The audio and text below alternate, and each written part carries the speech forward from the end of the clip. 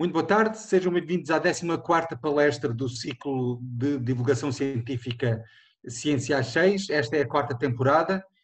Esta é a 14ª palestra, como vos disse, a 4ª online nos últimos tempos devido à pandemia em que estamos a viver. E hoje é com muito gosto que temos connosco para falar sobre a arte rupestre, mais exatamente numa região brasileira que daqui a pouco será devidamente apresentada, pelo arqueólogo António Batarda Fernandes, a quem muito agradecemos ter tido a disponibilidade para aceitar o nosso convite. O António Batarda Fernandes é neste momento chefe da divisão de inventariação, estudo e salvaguarda do património arqueológico, Departamento de Bens Culturais da Direção-Geral do Património Cultural, cargo que ocupa que teve início em meados de março deste ano, até fevereiro deste ano, com início no ano 2000, António Batarda Fernandes esteve ligado, exercendo várias funções, no Museu e Parque Arqueológico do Vale do Coa, e tendo desempenhado várias funções, entre as quais a coordenação do Programa de Conservação da Arte Rupestre do Coa. Portanto, é uma das pessoas em Portugal mais sensibilizada e com conhecimento nesta área, muito interessante, e é com muito gosto que lhe passo a palavra para com ele aprendermos e para esparcermos o olhar pela arte dos nossos antepassados. Muito obrigado, António. Passo-te a palavra. Sim, senhora, muito obrigado. Essa é a palavra-chave, a arte dos nossos antepassados, que esperemos vos possa convencer que também é nossa. Para mim é nossa, de certeza, consegue viver hoje. Picasso dizia que uma obra de arte que não consiga interessar-me, hoje em dia não terá grande valor. Portanto, a arte rupestre, pelo menos para mim, e para os milhões de pessoas que em todo o mundo visitam sítios de arte rupestre, tem interesse científico, logo à partida, evidentemente, mas tem interesse estético, um pouco mais subjetivo, se quiserem, mas não deixa de o ter, e por isso é que é considerada como arte, seja lá essa categoria ou que for, ou melhor dizendo, seja se os nossos antepassados tinham essa categoria, como hoje nós temos, de arte ou não. Mas passando essas subjetividades à parte, a verdade é que é um património valioso que nos permite lançar luz, digamos assim, sobre uma coisa muito importante e que para mim é uma das grandes motivações para estudar este tipo de património, que são as motivações, são as intenções.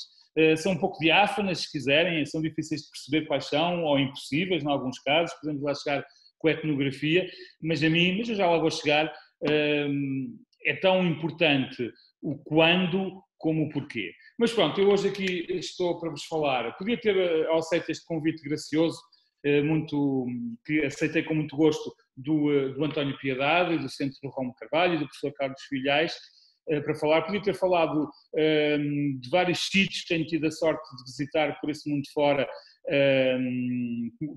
oportunidade que me foi dada pelo trabalho no Vale do Coa. O Vale do Coa deu-me tudo em termos de carreira, em termos de paixão, não consigo dissociar as duas, tenho aqui que o reconhecer, mas poderia falar do Bangudai, na Coreia do Sul, poderia falar da Crealeti, na Geórgia, poderia falar do Vale do Coa e de outros sítios de arte rupestre da Península Ibérica, do território português, mas escolhi este tema da arte rupestre no Cerrado, em Serranópolis, Goiás, Brasil, porque é um tema que para mim é engajado politicamente também, e para demonstrar um pouco da valência que pode ter a arte rupestre, a ciência do estudo da arte rupestre e da sua conservação,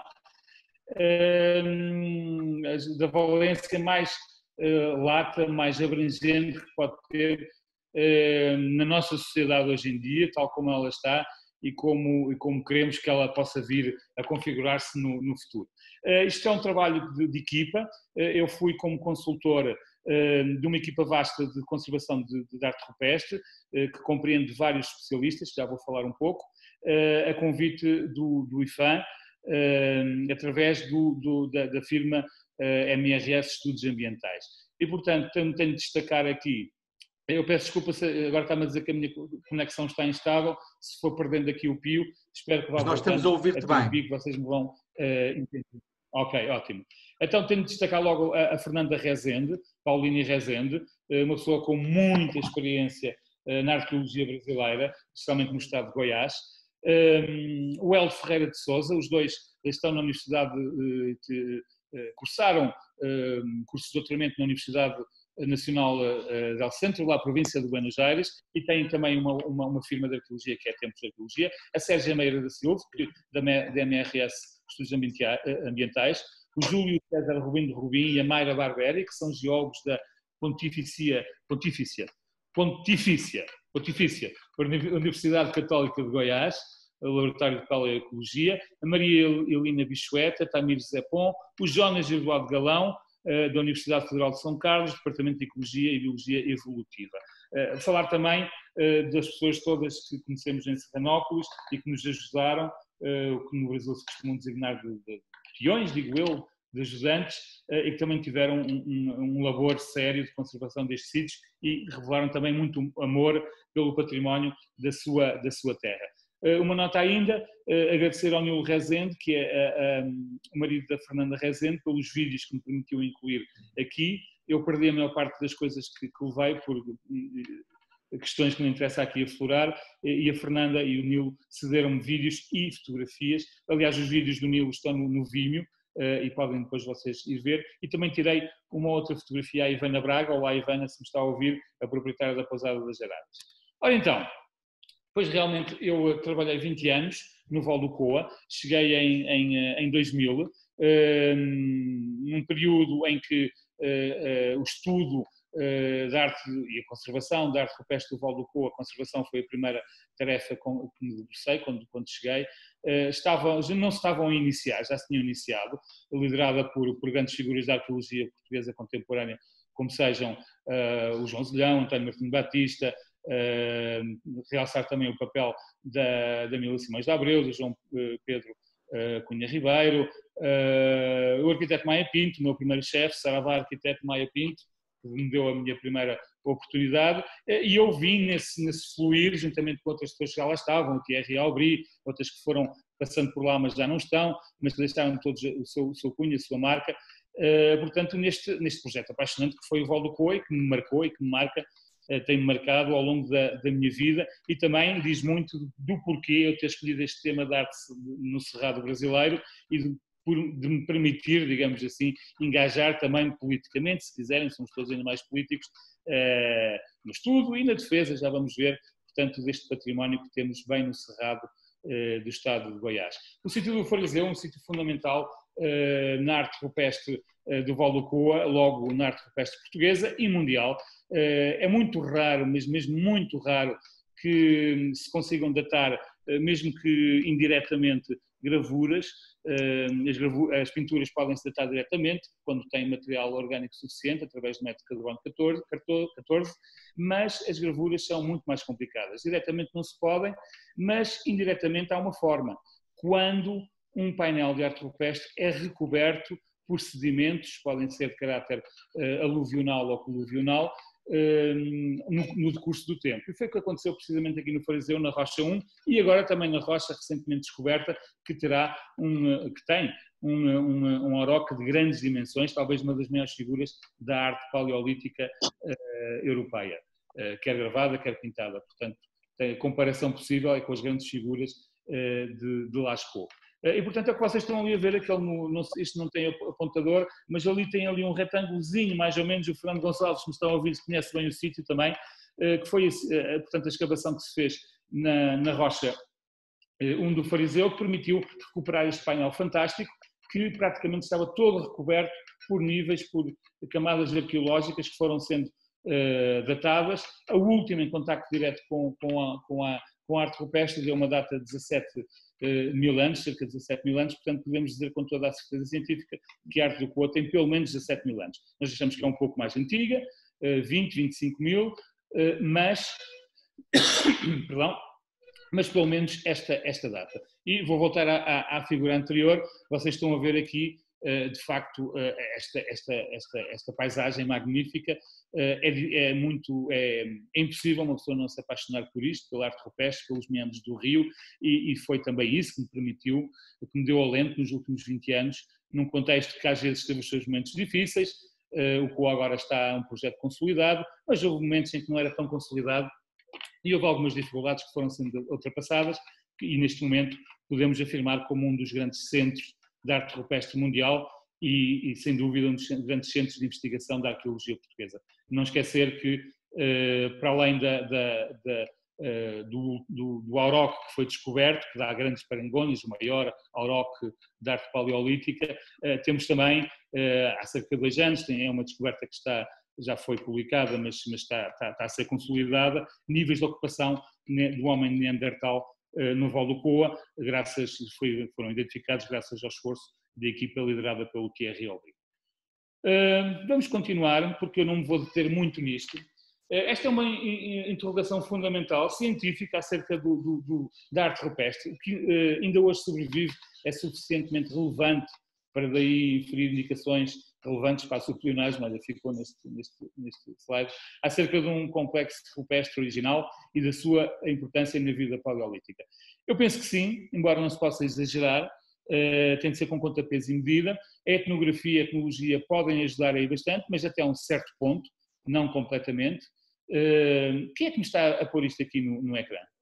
Então, alguém está a pôr aqui uns riscos, eu não fiz a minha apresentação assim. Alguém está aí a mexer? Pode fazer à vontade, eu também não me importo muito. Mas pronto. Não fui eu convoquei a sessão, mas não estou a fazer nada, estou só a ouvi-lo. Tenho aqui um risquinho, mas já desapareceram alguns que tinham sido feitos. Bem, enfim, não interessa, também não estou a mexer. É um pintor pré-histórico. Pronto, é um fantasma aqui da aplicação, da apresentação, não faz mal. Porquê é que eu pus aqui esta figura? Tem 2 cavalos que estão nesta posição, digamos assim, mas vê-se o primeiro da esquerda, o que está mais visível. Se vocês repararem, isto é uma grande interrogação, eu não estou completamente certo disto, mas sugere, além de que temos outros casos, também no Val do Coa, em que isto não é tão problemático sugerir este aproveitamento da forma natural pré-existente da rocha. O que é que eu estou a dizer?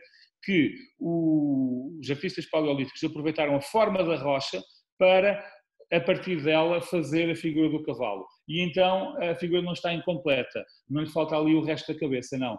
Temos um buraco, um traçozinho que parece ser a narina, mas depois, se repararem, a forma da rocha parece sugerir a forma natural da cabeça do cavalo. Não é o único caso, este é um dos mais, talvez, problemáticos, mas por isso é que eu pus aqui isto, é que se realmente eles aproveitaram a forma pré-existente, é porque olharam para a rocha primeiro e a partir daí construíram todo o motivo e outros motivos que existem aqui no Val do Coa. Não, a seta pode ser essa, é esse o cavalo, mas é um bocadinho mais para a esquerda, pronto.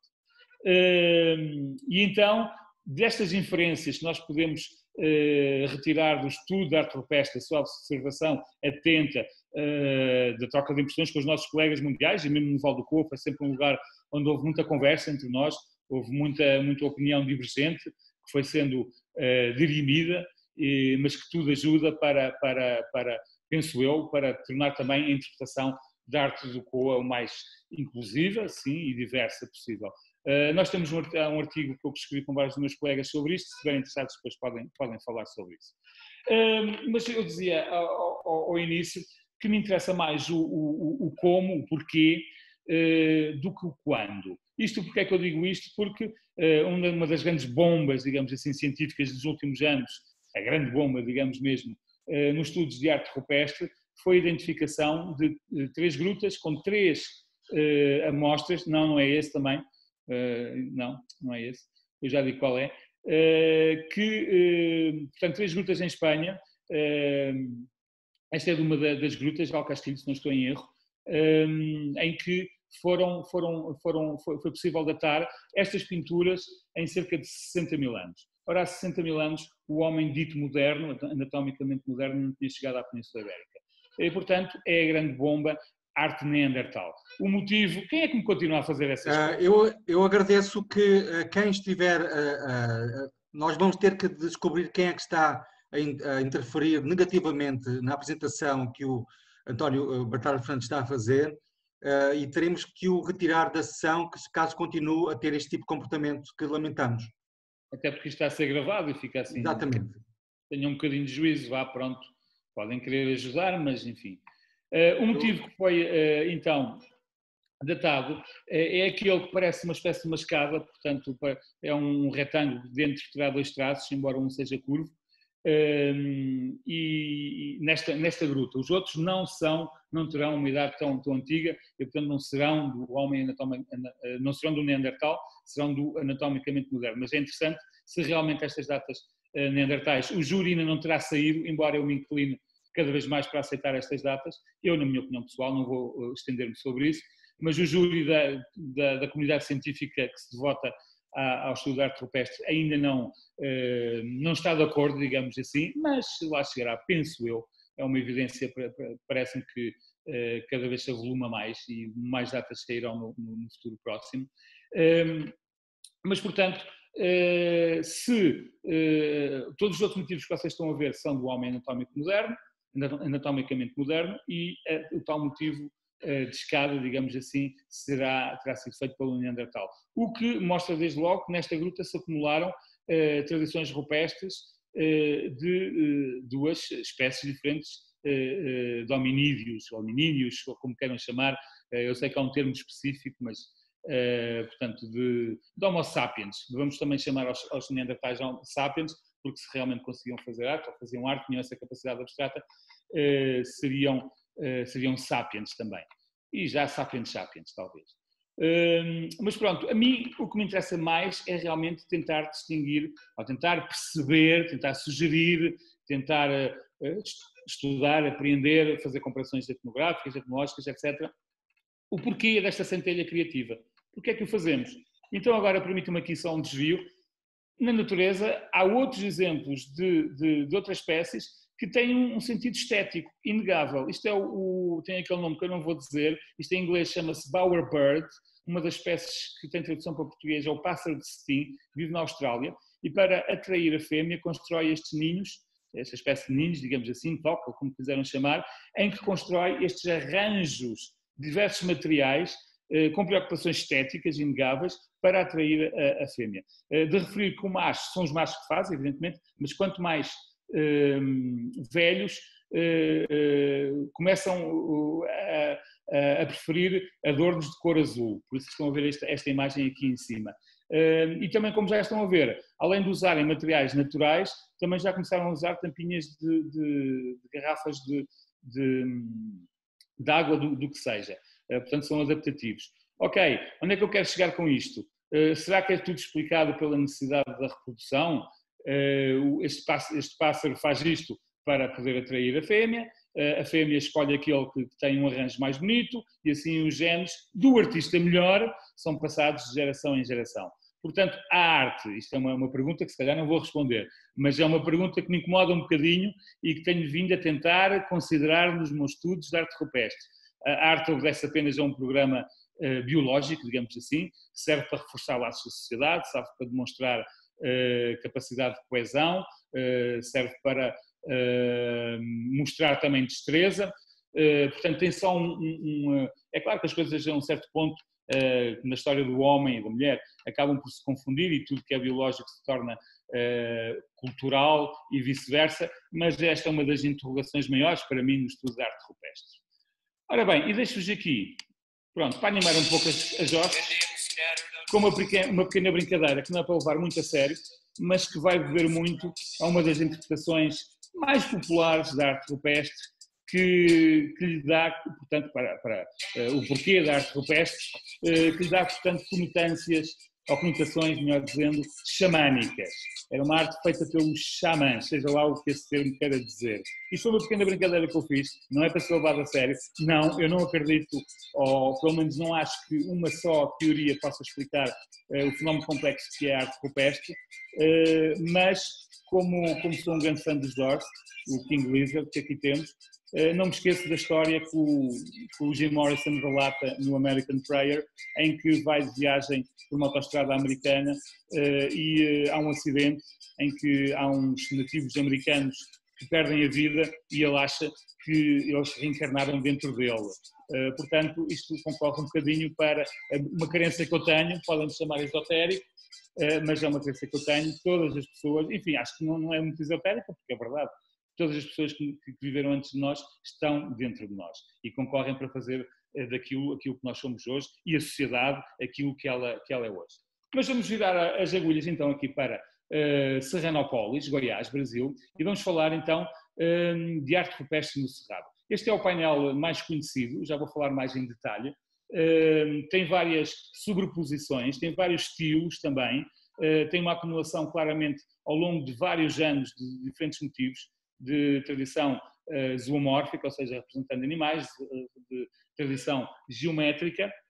Mas o meu grande interesse aqui, e nesta apresentação é que vou tentar falar, é aliar a conservação da arte rupestre com a conservação do património natural, neste caso do Cerrado. O Cerrado era um dos biomas originais do Brasil. Eu sei que há um grande debate no Brasil sobre se podemos aplicar a palavra bioma ou biomas, porque depois há o Cerrado, há o Cerradão, há diferentes tipos de Cerrado, uma espécie de savana, digamos assim, o outro é mais denso, que é o Cerradão. Mas pronto, por questões de simplificação vamos falar de bioma, e conjuntamente com a selva amazónica e com a Mata Atlântica eram os três grandes biomas que existem no Brasil. À selva amazónica sabemos o que é que está a acontecer, é muito público, ao Cerrado, pelo menos fora do Brasil, e à Mata Atlântica sabemos menos. Ambos têm de ser, ou deveriam ser conservados por motivos que vou tentar também abordar ao longo da minha apresentação. Se eu começar a falar muito, António, vai-me cortando a palavra, vai-me dizendo se chega mais ao ponto, porque eu vou falando e falando e falando. Também a crença que preservar valores naturais pode-se aliar à preservação dos valores culturais. E este caso é um caso paradigmático nisso e por isso é que também vou falar nele. O sítio originalmente, o complexo arqueológico de Serranópolis, em que foram originalmente, nos anos 70, identificados cerca de 40 sítios de arte rupestre pelo padre Pedro Inácio Smith. Portanto, foi identificado nessa altura. Hoje, com o trabalho que foi feito por toda a equipa que participou nos trabalhos que vou descrever, foram adicionados mais 30, mas estão aqui a ver algumas das características desta arte. Aqui puxam motivos chamados geométricos, que são mais misteriosos, porque um animal nós olhamos, é uma arara, e mesmo assim não é muito líquido, como já vamos ver, mas isto é um bocadinho, será que estão a contar? Será que são asas? Será que é um bocadinho mais difícil, eu sei, fazer esta interpretação. Aqui um pouco mais fácil, pode parecer uma máscara, parece uma máscara, será uma máscara?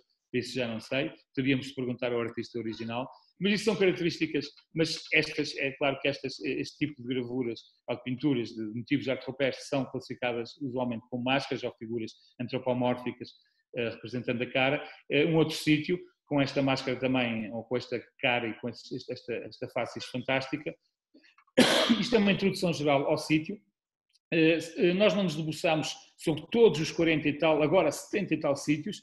Fomos aos sítios mais importantes nestas ações emergenciais de conservação.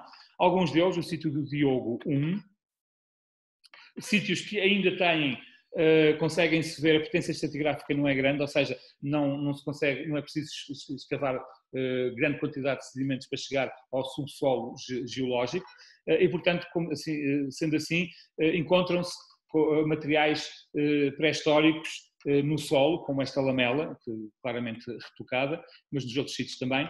O sítio do Diogo 2 são sítios bem interessantes que fazem galerias lá dentro, fazem pequenas cavernas, já vamos ver lá à frente, com uma colonização muito interessante. Um outro motivo que se repete muito aqui em Serranópolis, o podomorfo, ou seja, a representação de pés, normalmente apenas com 4 dedos, interessante. Outros motivos do Diogo 2, em gravura e em pintura. Não é um sítio muito rico em pintura, mas tem muita gravura e é um sítio bem interessante. Para além de já não me esquecer de falar que foi aqui que foi encontrado, ou no Diogo 1 ou no Diogo 2, se calhar foi no Diogo 1, que foi encontrado o célebre Zé Gabiroba, pelo menos no Brasil e em Goiás, que foi um esqueleto humano que permitiu a datação mais antiga para a região, 11.000 BP, portanto, before present, antes do presente, sendo o presente de 1950, é uma convenção que os arqueólogos usam, portanto, neste momento tem 11.070 anos. Vamos então aproveitar aqui o vídeo do Nilo, que fez um trabalho fantástico, de profissional, evidentemente, que é Podem já ver aqui o tal cerrado em volta dos sítios, que já praticamente não tem muito cerrado, é praticamente uma savana, digamos assim, não é uma savana, mas pronto, por razões de comparação. Veem ali ainda nas encostas o tal cerrado ou cerradão mais ou menos original, mas a verdade é que estes campos estão a ser tomados pela agricultura, pelo boi e pela cultura também da soja, do açúcar de cana, da cana-de-açúcar, também para fazer biodiesel, que no Brasil já há muitos anos que fazem, milho, etc, etc. As terras são exploradas de forma intensiva, entre uma safra, fazem a safrinha, portanto é uma safra que demora menos tempo, e entre a rotação dos campos, entre as diferentes safras, é aplicado carbonato de cálcio, se não estou em erro, para dar mais, para preparar as terras para receberem a próxima safra. Portanto, esta zona está a sofrer um grande avanço do chamado agronegócio, que é mesmo assim, todos nós gostamos de comer picanha, ela vem de algum lado e vem também daqui. O que é verdade é que o cerrado está-se a perder. O Véu do Moquém também é um sítio muito interessante. Vamos já passar aqui para o vídeo. Mais uma vez vão reparando na paisagem. Isto é o equipamento que se tem de levar. Há cobras, há animais, é um sítio hostil. Temos de ir bem vestidos, apesar de fazer muito calor e a umidade relativa ser bastante alta, mas é necessário tomar estes cuidados para evitar, portanto, surpresas mais desagradáveis com a fauna, que não é hostil, ela vive lá e tem de viver lá, nós é que fomos para lá e estamos lá e temos de tomar atenção. Eu aqui não resisto a passar-vos um pequeno vídeo que fiz de descoberta, digamos assim, do sítio, desde cá de baixo, do córrego, ou seja, da linha de água que subimos, para chegar ao sítio do Véu do Moquém.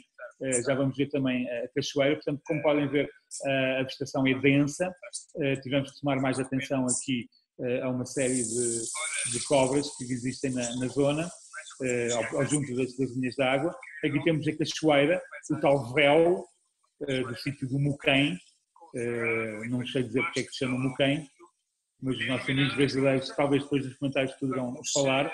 E eu aqui, pronto, imaginei um pouco David Attenborough a descobrir os sítios e fiz um pequeno vídeo que depois partilhei nas minhas redes sociais, uma pequena brincadeira também, nada de profissional, foi filmado com o meu telemóvel, mas deu-me bastante gosto fazer e acho que alguns dos meus amigos gostaram também de o ver. Mas vamos andando para a frente.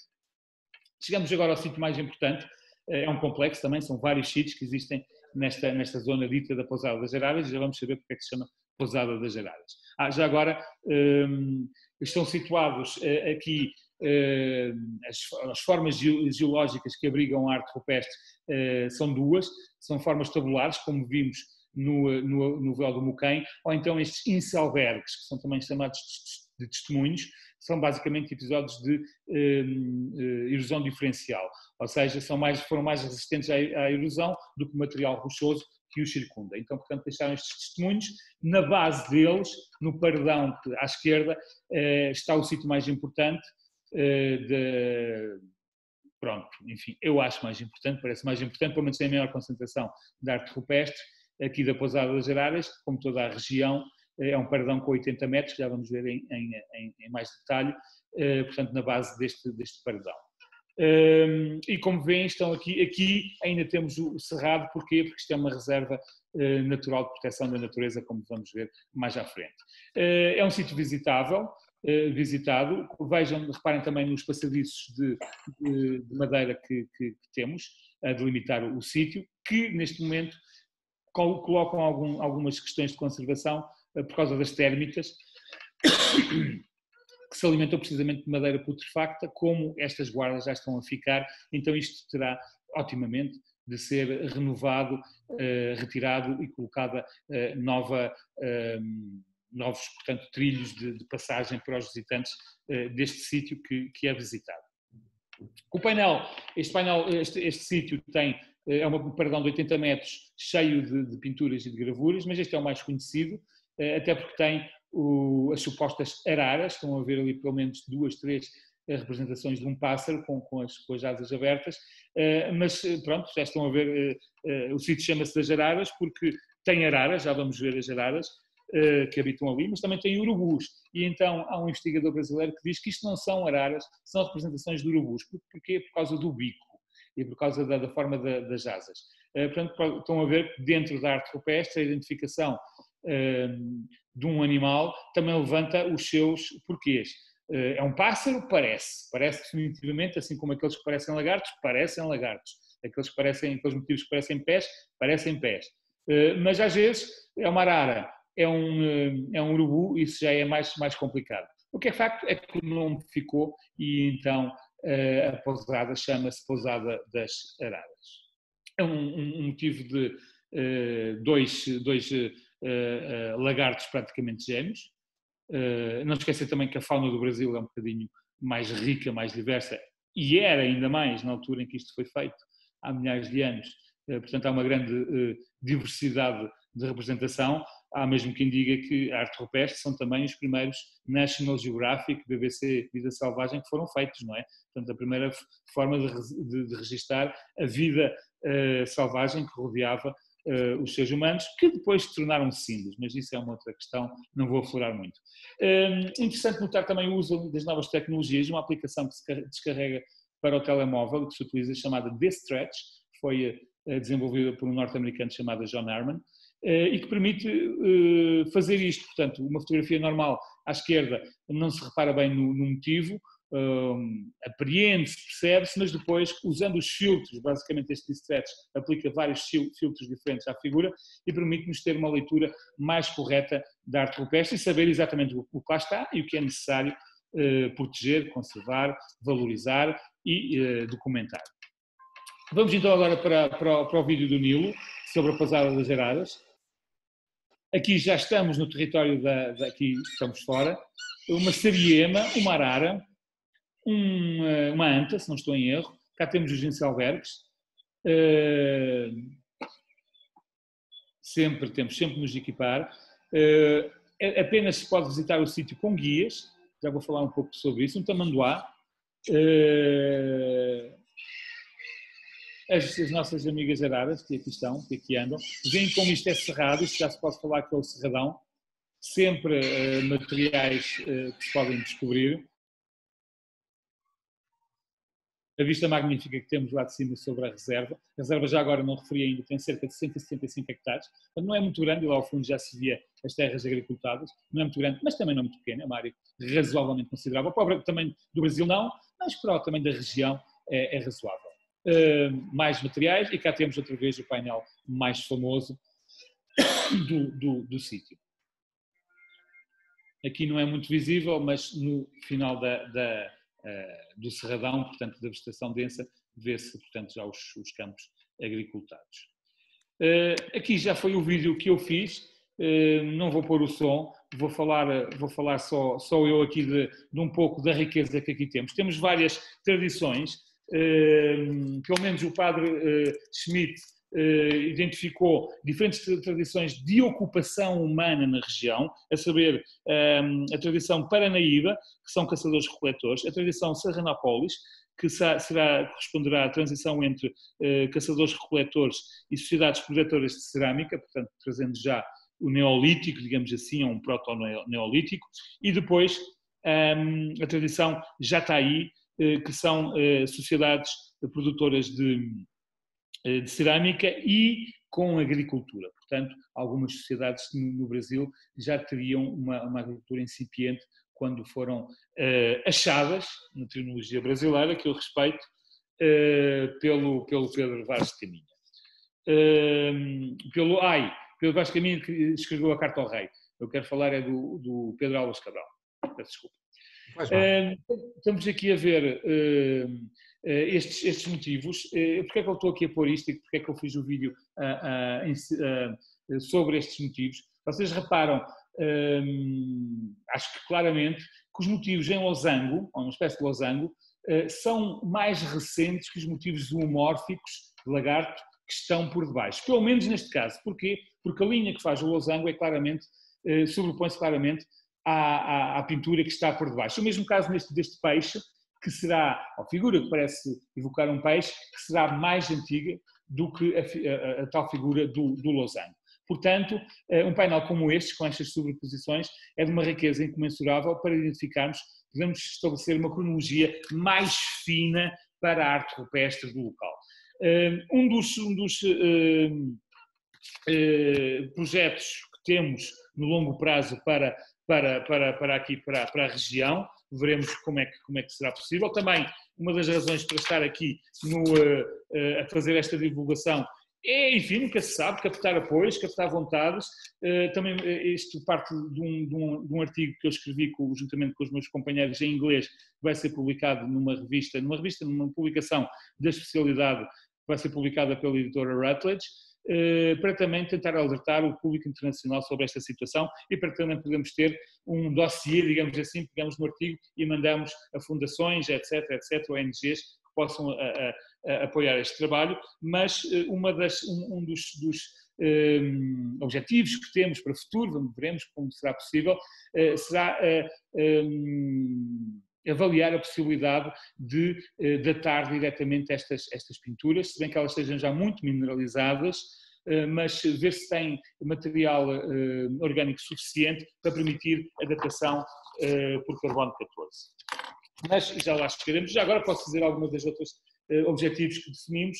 A escavação de abrigos não intervencionados dos anos 60, a pesquisa, o inventário sistemático arqueológico da região, a revisão dos dados reunidos por Schmitz e aquela que eu já vos falei, portanto, chegar a uma cronologia mais fina, quer da ocupação humana, quer da ocupação, quer da arte rupestre ela própria. Eu ando aqui perdido um bocadinho nos meus papéis, mas penso que não se importam muito. Este painel tem uma coisa muito interessante que provavelmente já viram, que não é muito comum em todo o mundo, que é painéis polícromos, motivos policromos, ou seja, tem várias cores. Estão a ver ali uns amarelos, temos motivos que foram feitos a vermelho e a amarelo. Não é muito comum e é muito interessante notar que isto tenha acontecido aqui realmente em Serranópolis. E ali estão a ver por cima do lagarto, não é arte rupestre, é um dos trilhos das galerias que do outro lado vê-se bastante bem, esta está ativa, estava ativa, das térmitas, que realmente provocam problemas de conservação graves aqui nos painéis de Serranópolis. Como já viram, a natureza é exuberante, portanto, cresce. Temos as entradas dos abrigos, aqui no caso do Diogum, cobertas por esta vegetação. Portanto, um primeiro passo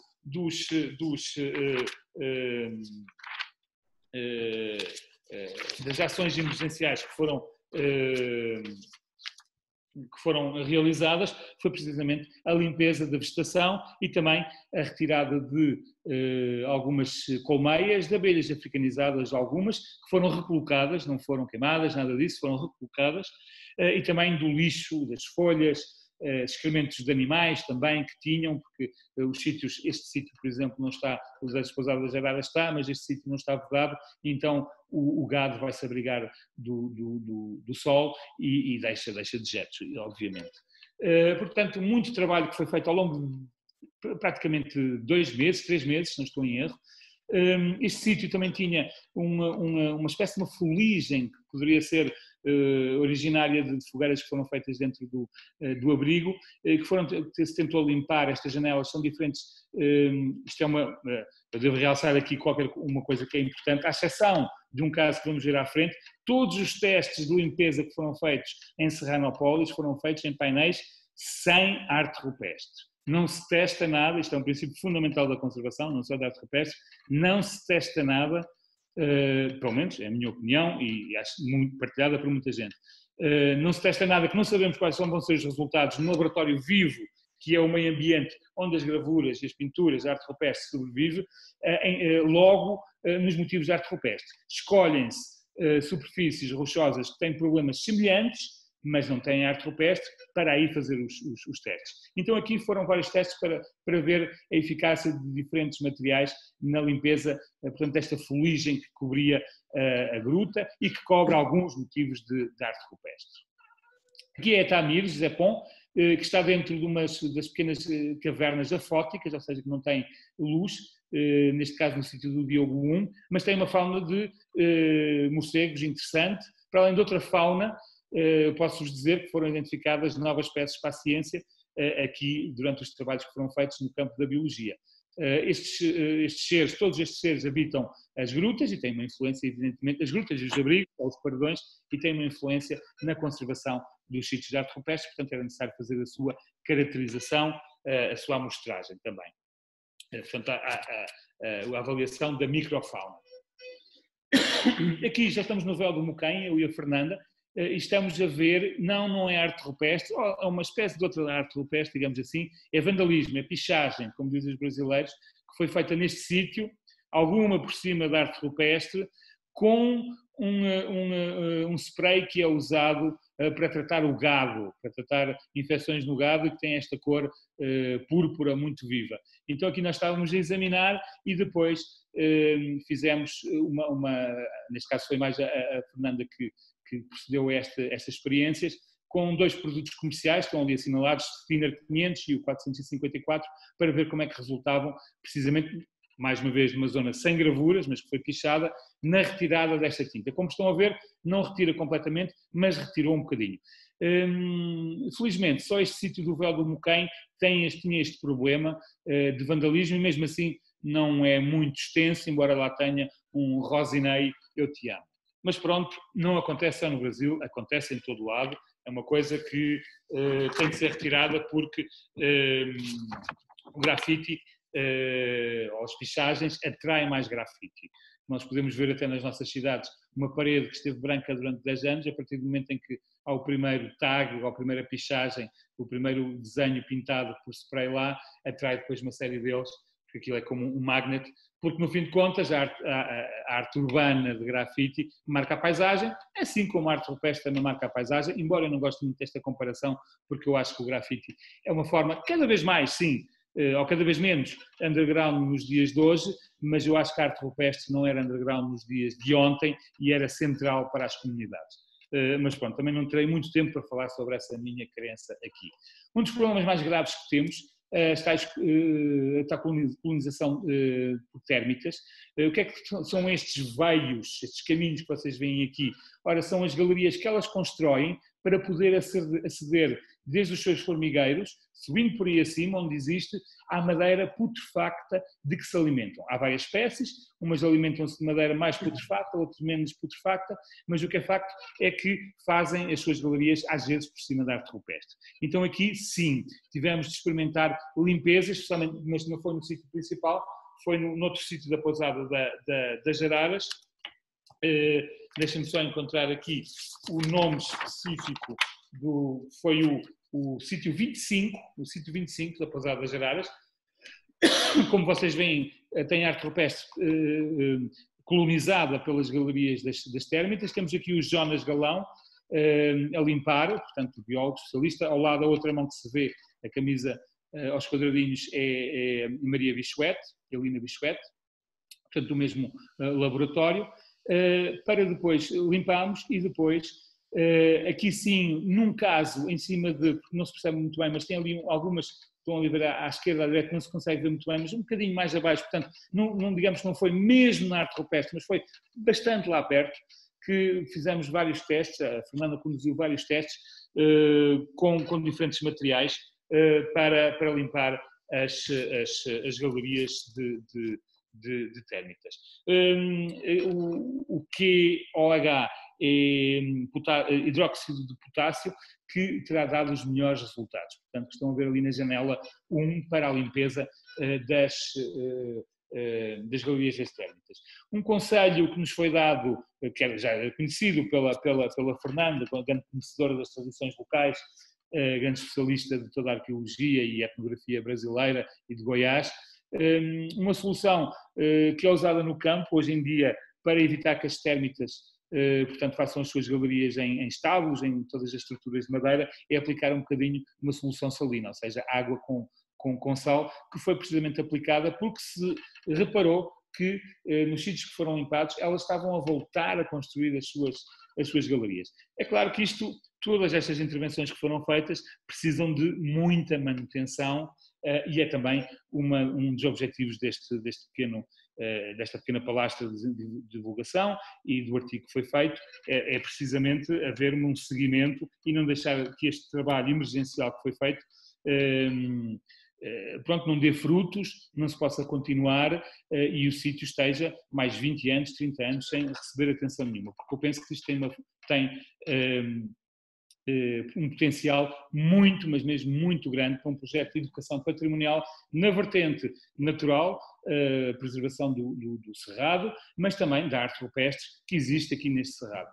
Eu, quando cheguei ao Brasil, não pude deixar de lembrar da Carta ao Rei do Pedro Vaz de Caminha, que depois o Caetano Veloso adaptou numa música que ele tem e que transforma um pouco a frase que eu estive a procurar para fazer a apresentação certinha, mas o Caetano Veloso diz: tudo o que nela planta cresce em floresta.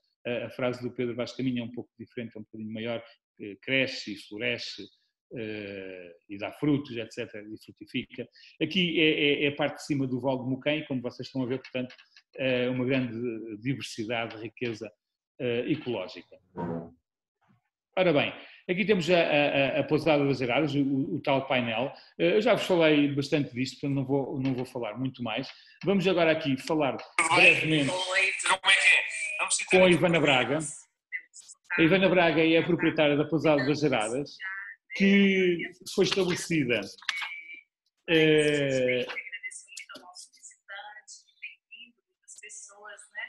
enquanto eu vou procurando conhecimento, pinturas rupestres de 11.000 anos.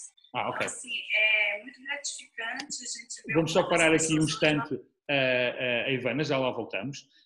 Mas algumas das atividades que nós identificamos no futuro serem interessantes conduzir relativamente à proteção dos sítios de arte rupestre será, portanto, vedar os sítios que estão acessíveis ao gado, as tais ações de educação do património e do ambiente, digamos assim,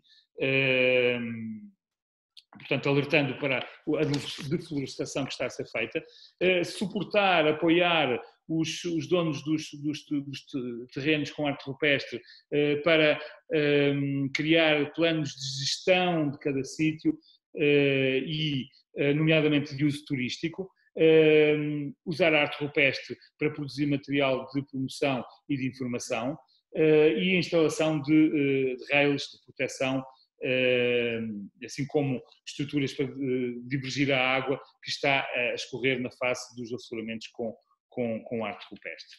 Vamos então voltar aqui à Ivana Braga. Deixem-me só... já vem aqui atrás. Eu penso que foi em 1989, mas vocês depois podem me... eu tenho isto aqui sublinhado, eu peço desculpa... Mas não interessa, pronto, já há muitos anos que esta senhora Ivana Braga, juntamente com o seu marido, escolheu não ter agronegócio na sua terra, preservar o cerrado e a arte rupestre e ter um pequeno negócio, que é mesmo um negócio, pronto, eles vivem daquilo, de turismo eco-rural. Tem chalés, tem uma zona para camaradas, as pessoas podem acampar. Há outro sítio que, embora não receba tantos visitantes, que também está disponível para os visitantes, mas são os dois únicos na região, se não me engano.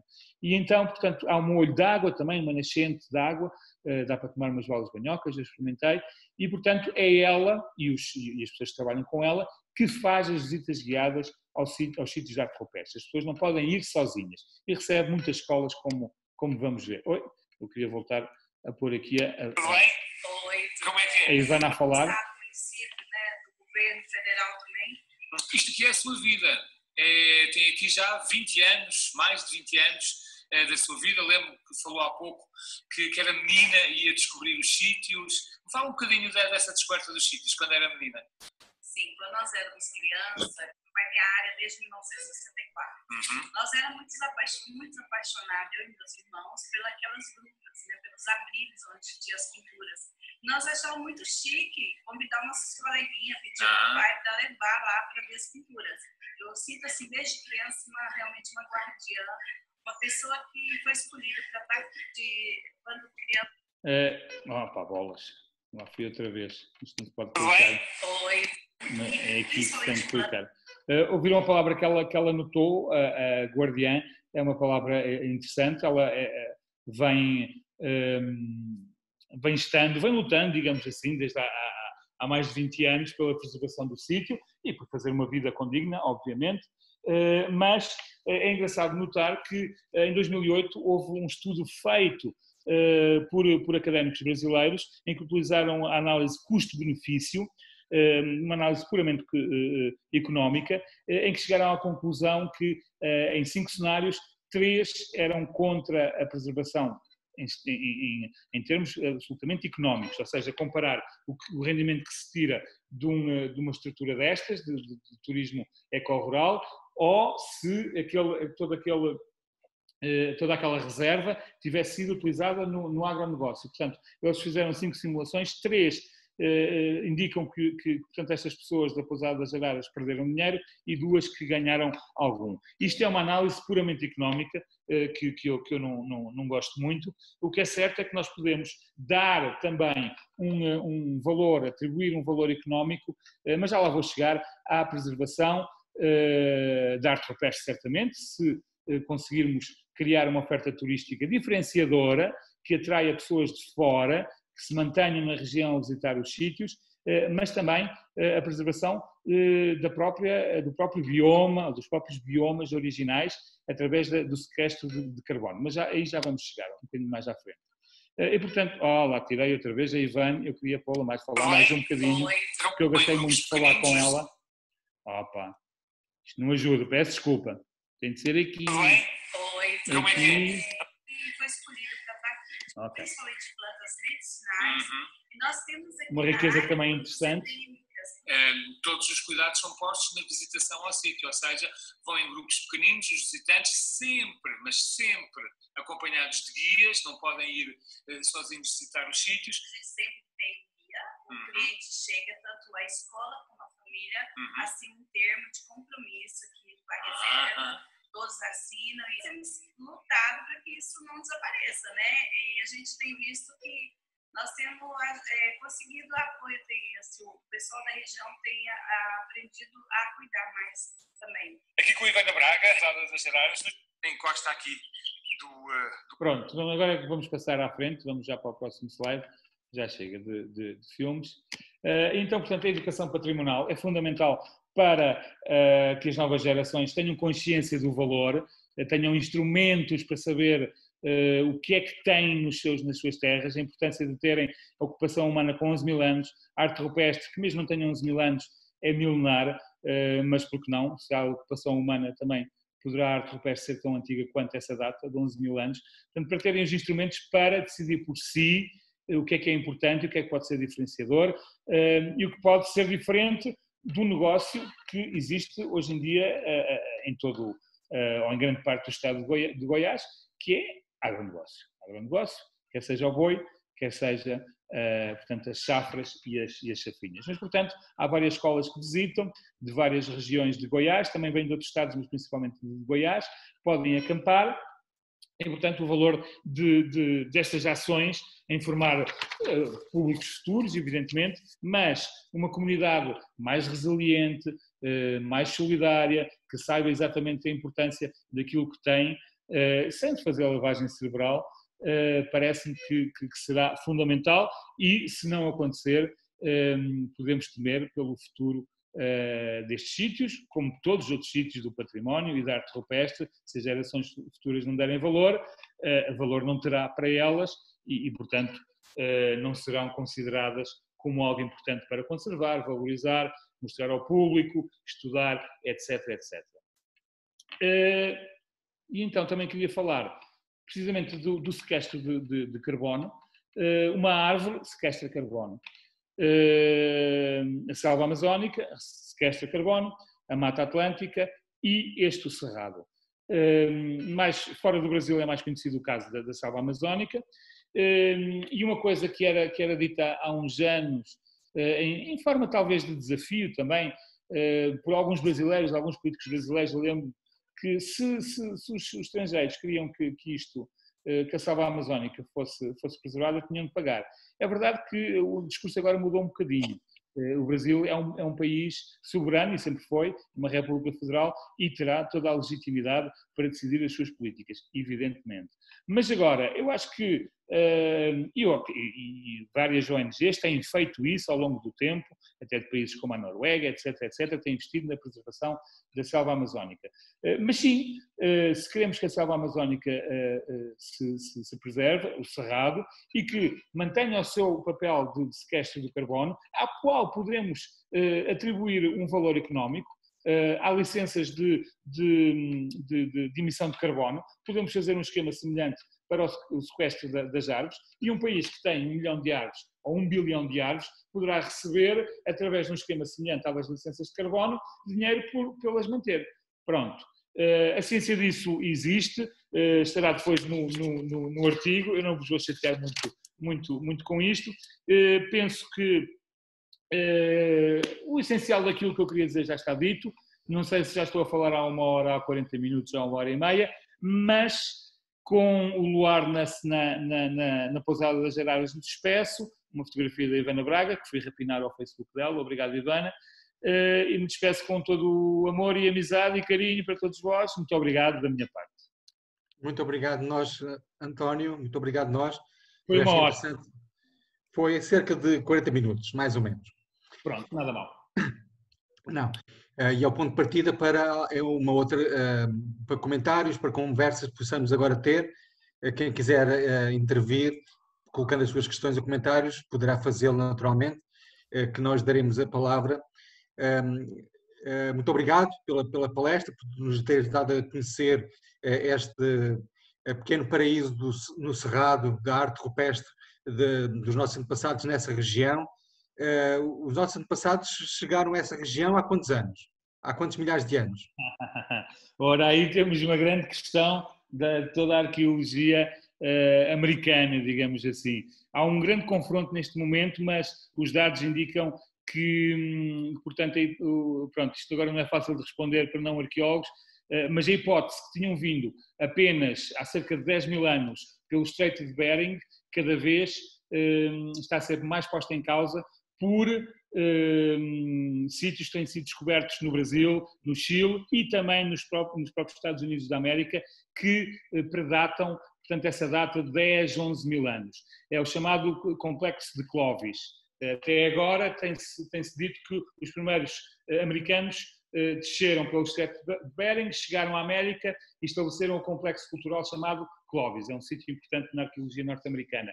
Ora bem, aqui temos 11 mil, mas temos dados que, eu não sou especialista em datações, mas pelo que tenho visto, tenho falado, acho que com segurança podemos estender a ocupação humana, nomeadamente no Brasil, a cerca de 25 mil anos antes do presente. Há um sítio bastante famoso que tem problemas, tem alguns problemas nas datações, que é o sítio de Monte Verde, no Chile, que dá um pouco mais do que isso.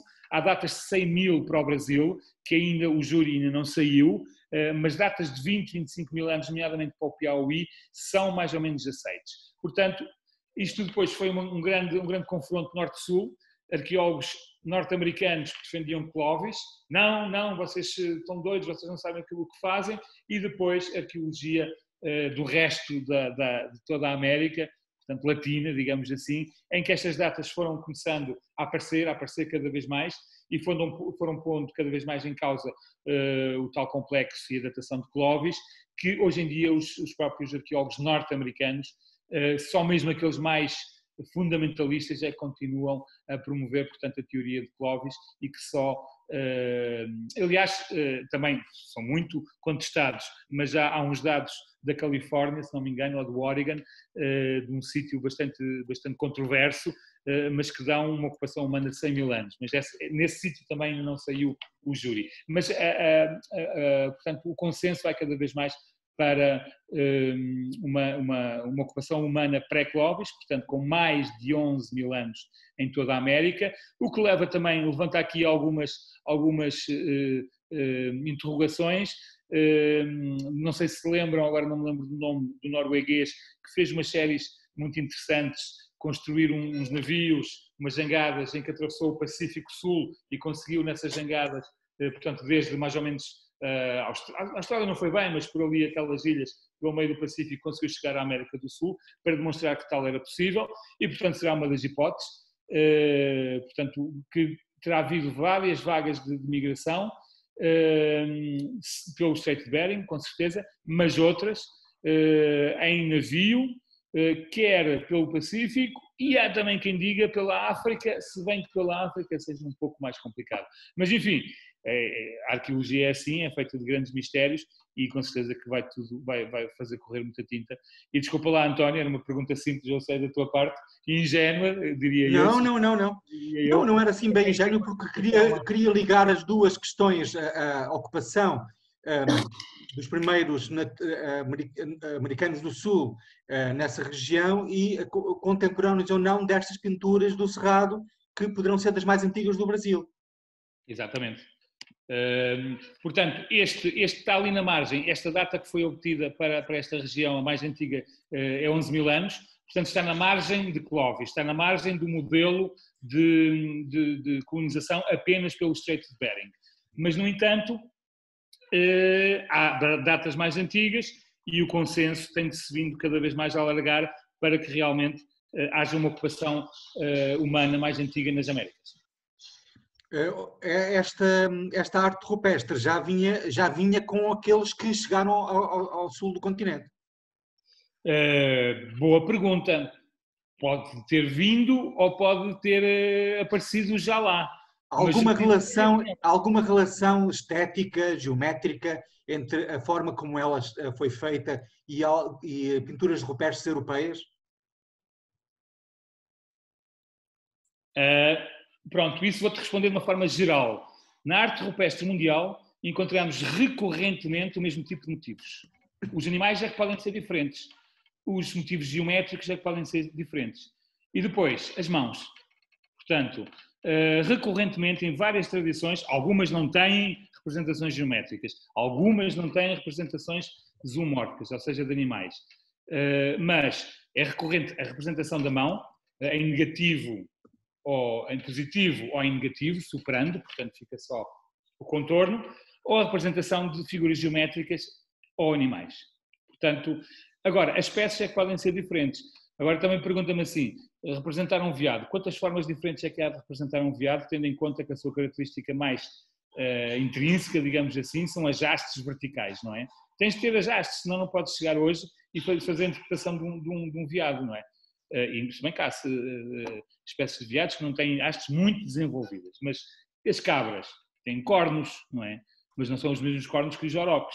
São muitas vezes esses atributos naturais dos animais que depois estão plasmados ou que foram plasmados na arte rupestre, que se chega a uma sugestão de interpretação, porque é tudo interpretação, que é feito hoje em dia. Professor Castilhais, quer fazer algum comentário, alguma pergunta? Quero, além, primeiro, de agradecer, digamos, a magnífica incursão que foi feita nesses sítios do Brasil. De facto, são sítios surpreendentes. A minha pergunta é sobre retoma um pouco a pergunta que o António Pedro estava a fazer, da ligação, em particular, a possível ligação em particular à arte paleolítica que existe no Foscoa. É evidente que o olhar do português que lá trabalhou, do arqueólogo português que vai ao Brasil, está de certeza informado e pode tirar ilações. Terá havido uma descoberta, terá havido um desenvolvimento independente na América da arte rupestre ou não? Qual é, eu sei que isso é controverso, mas qual é a origem da arte rupestre? E se a origem é única, se a origem, digamos, é tipo religioso, os tais xamãs, etc., será que esse processo se dá em várias partes do globo, não diria ao mesmo tempo, mas de forma autónoma? É mais essa última hipótese que está a falar. Nós temos a arte dos aborígenes australianos que estão encerrados, isolados, digamos assim, na Austrália há uns bons milhares de anos e desenvolveram arte rupestre, à sua maneira. A arte é uma, como é que eu ia dizer, é quase uma obrigação humana, independentemente de ter recebido, quer dizer, a arte acaba por ser criada num sítio independentemente das influências. E arte, neste caso, com muitas parecenças. Para já o sítio onde ela é praticada, depois os motivos são bastante, enfim, não sendo idênticos, mas os animais, as mãos. Há semelhanças e há dissimilitudes. Mas pronto, para termos arte rupestre só é preciso duas coisas. Uma parede rochosa, lisinha, mais ou menos lisinha, e depois um gravador ou um pintor, fazendo por pintura ou por gravura. Mas fazendo essa comparação entre Serranópolis e Foscoa, temos motivos animais nos dois sítios, depois temos, mas não são os mesmos. Em Foscoa, seguindo a tradição pan-europeia, digamos assim, a grande tradição da arte paleolítica europeia, temos a representação de herbívoros, maioritariamente de herbívoros. E então é uma tríade que é constante, que é o auroch, quando passado do boi selvagem, o cavalo e a cabra. O veado também, e depois nas grutas francesas, porque já se sofriam da influência do clima mais frio que se vivia na Europa, temos também a chamada fauna fria. Os mamutes, os felinos, portanto toda aquela fauna que existia nas grutas, que não temos em Portugal e em Espanha. Em Espanha tem também bisontes, como os célebres bisontes de Altamira. Mas a grande maioria dos motivos são, na arte paleolítica, são, portanto, de herbívoros. Aqui na América do Sul, neste sítio particularmente, não temos praticamente, talvez um ou outro possa ser considerado um veado, mas temos aves, temos peixes, temos lagartos, etc. E depois, em Foscoa, praticamente, e em todo o panorama da arte paleolítica da Europa Ocidental, praticamente, há exceções, há alguns, são chamados signos, mas são mais raros, bastante mais raros. Não há representações geométricas. E como vocês viram, não estou a dizer que não haja, pronto, agora contradisse-me um pouco. Há, mas são muito mais raras que as representações zoomórficas. Enquanto que no Brasil, como viram naquele sítio, temos um meio-meio, um 50-50, 50-50 de representações zoomórficas e representações ditas geométricas. A geologia também é bastante diferente. Eu percebi que ali havia grutas profundas e em Foscoa não há. É calcário aquele terreno de Goiás? São arenitos. São diferentes espécies de arenitos. As grutas não são grandes. As grutas não podem ser grandes. Algumas, digamos que o abrigo, a erosão dá naquele testemunho, naquele Inselberg, começa a corroer por baixo e vai escavando cavidades, que não são muito grandes, de facto, mas algumas chegam a ser afóticas, porque depois é a própria evolução daquele substrato geológico que está ali ao longo dos milhões de anos. Em Foscoa, claro que temos xistos, os xistos não permitem a formação de grutas, por isso é que não há arte em gruta em Foscoa. Depois também dizer que em Foscoa, se bem que nós achemos que também poderíamos ter pinturas, porque há um sítio preservado, único, paleolítico, que é o sítio da Faia, com pinturas paleolíticas, com gravuras e pinturas por cima dessas gravuras paleolíticas que se preservaram, porque é terreno granítico e faz uma espécie de uma paula, o granito faz uma paula, e portanto faz uma espécie de semi-abrigo que preservou, por cima de traços gravados, traços também pintados. Portanto, quando se diz que pinturas de Foscoa, não está totalmente errado, embora nós, os arqueólogos, temos mais do termo gravuras. Enquanto que ali no Brasil temos pintura e temos gravura.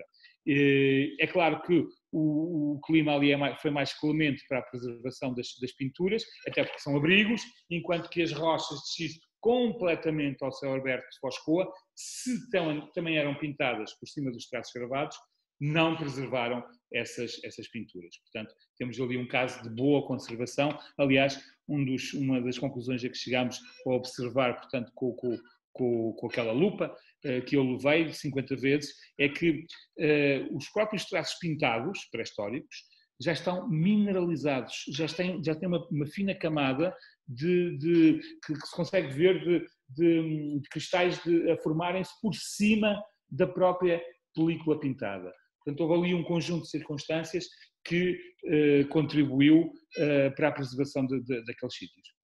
Obrigado. Muito bem. Alguém dos que estão a seguir online quer fazer algum comentário, alguma pergunta? Deixa-me só aqui então cumprimentar o Júlio Rubim. Olá, Júlio. Espero não ter desmerecido muito e que não tenha cometido muitas gafes, como dizemos aqui em Portugal, e que vos tenha deixado bem. O Júlio é professor da Pontifícia, é geólogo. E estava também a Sérgia Meire, que penso já... não, ainda está a Sérgia. Olá, Sérgia, também.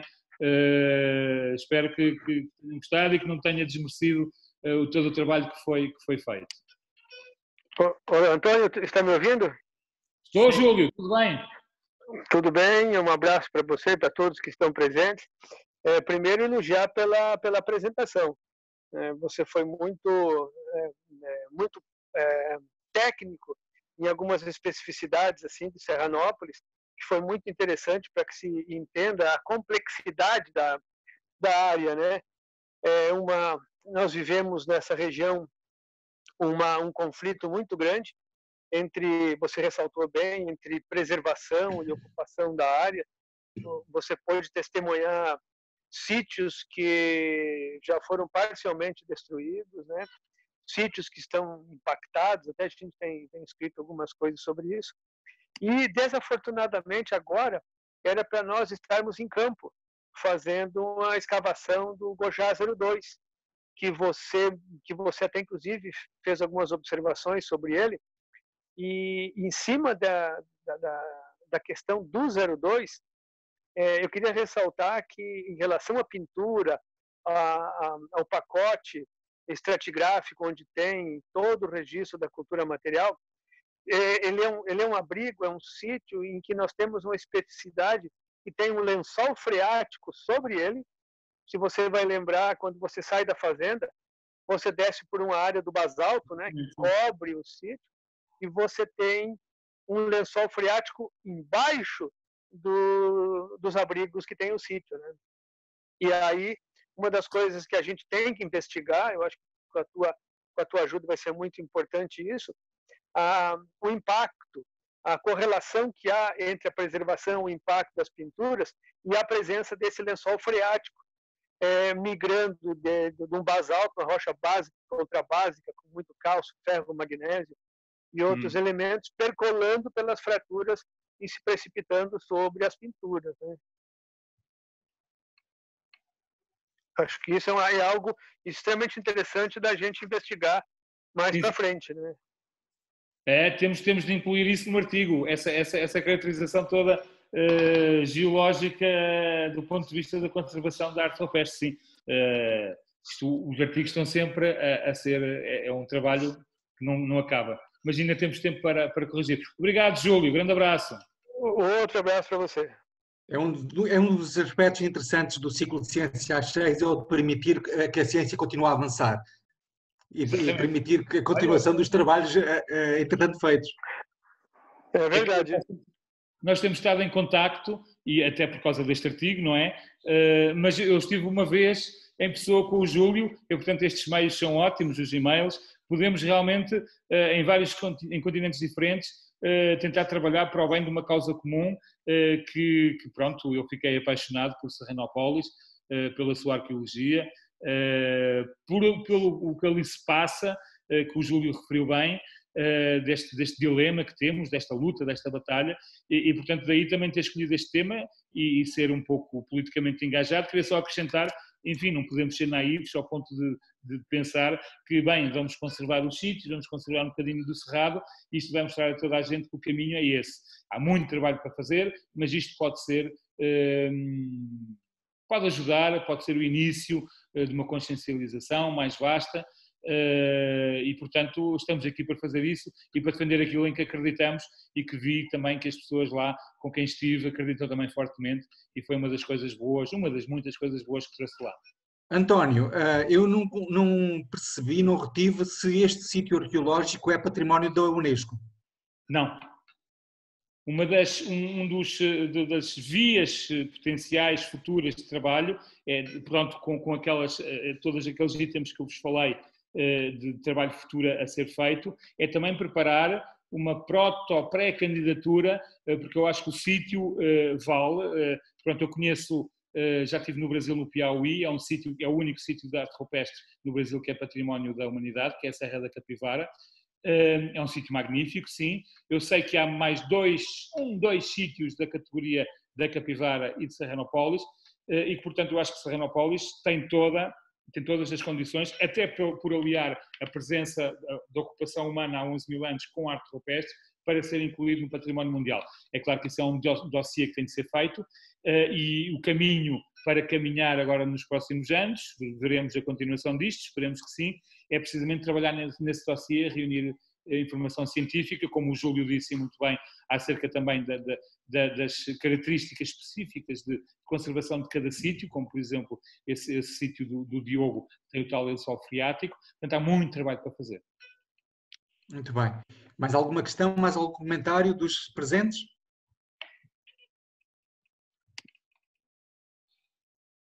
Não?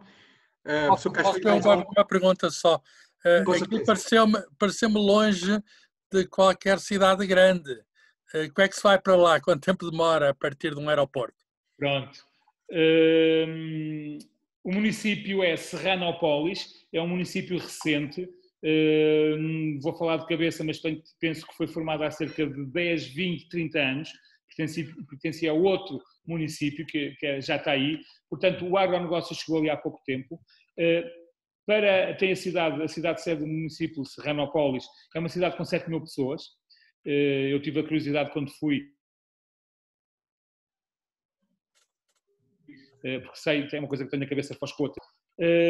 Eu voei para Brasília, depois fui mais 3 horas de carro até à capital de Goiás, Goiânia, e depois fizemos mais 6 horas para chegar a Serranópolis.